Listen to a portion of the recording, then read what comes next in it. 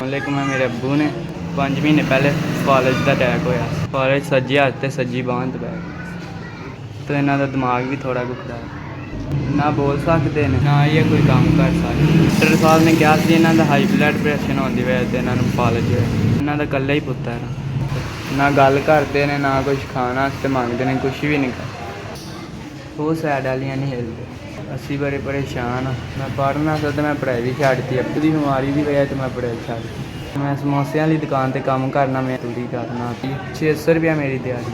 असी बड़े माड़े लोग हाँ, 600 च गुजारा नहीं होंदा। जो अब्बू सही सन दिहाड़ी ला के आते थे, साढ़े घर तो सही चलता। एक तुहाडे अगे इल्तजा करना, साड़ी मदद करो। असी घर च थोड़ा कोई राशन पा लिए था, असी बड़े मजबूर। 3 4 5 हज़ार सारे की बड़ी मेहरबानी जिन्हें साड़ी 5000 की इमदाद की। उस तो सानू 5000 रुपया दिता।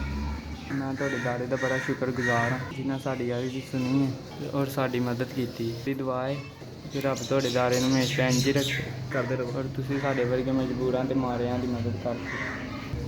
मेरे अब्बू तो हुण काम ही नहीं कर सकते, मैं ही काम करना, तो तुसीं 5000 रुपया भेज के साडे ते बड़ा वड्डा एहसान तो दुआ तो सुबह साढ़े को कुछ नहीं। दारे की बहुत मेहरबानी। कल 5000 सानू मिल गई।